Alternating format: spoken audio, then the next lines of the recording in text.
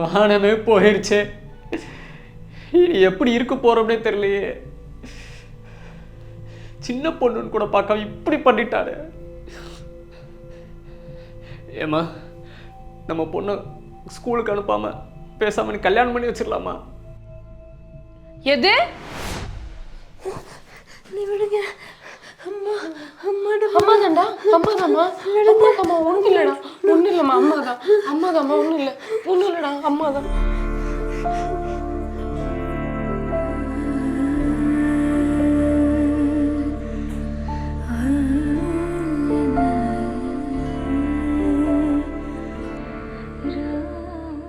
அம்மா, நான் படிச்சு என்ன மாதிரிமா ஆகணும்?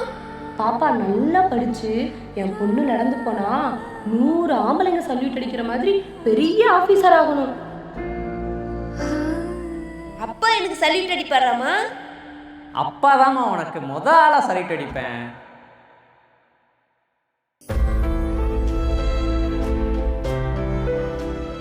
இந்த மாதிரியான ஆளுங்கெல்லாம் புடிச்சு உள்ள போட்டு காலத்துக்கும் வெளியே வராத மாதிரி பண்ணணும். பச்சை புள்ள வாழ்க்கையை சீரழிச்சு அந்த பொண்ணு வாழ்க்கையை கண்டுட்டாங்களே இவங்களா.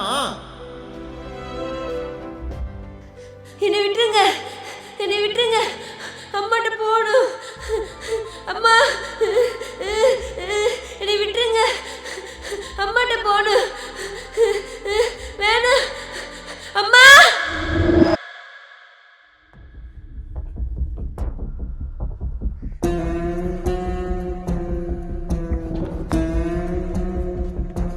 ஷர்மி,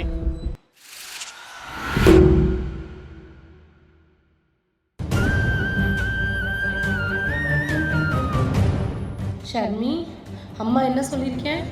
என் பொண்ணு நடந்து போனா 100 ஆம்பளைங்க சல்யூட் அடிக்கிற மாதிரி பெரிய ஆஃபீஸர் ஆகணும்னு சொல்லியிருக்கேன்ல.